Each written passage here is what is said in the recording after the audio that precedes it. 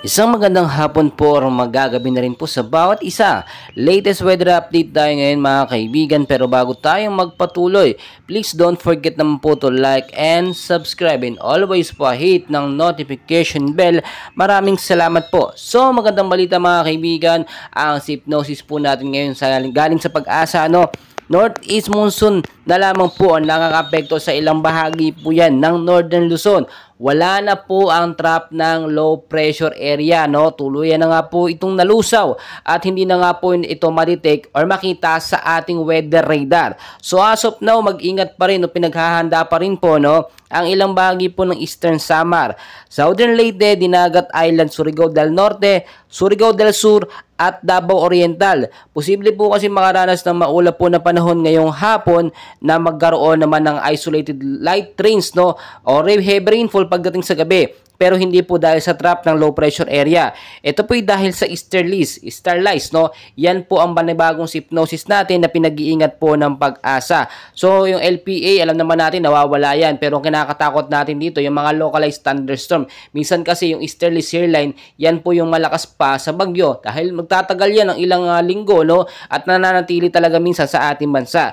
Dito naman po sa Cagayan Valley at Aurora, maulap din na panahon ngayong hapon po ang posible o naranasan natin sa ilang bahagi niyan at posible pong magkaroon ng light rains, mahinang pag-ulan dahil nga po sa northeast monsoon.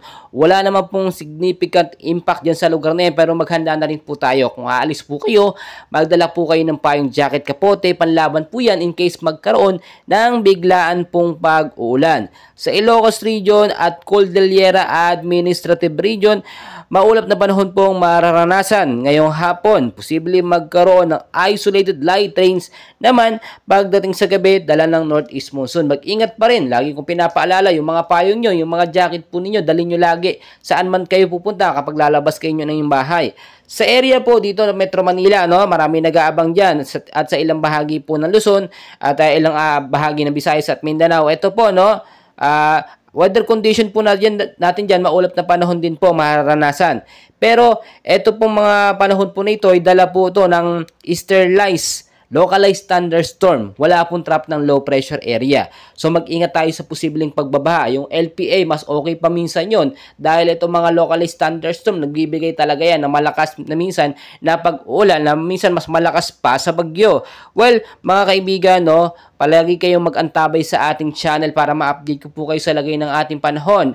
And please, wag niyo pong kakalimutan mag-like and subscribe, for more daily weather updates. Araw-araw tayong update para sa inyo. Maraming salamat po.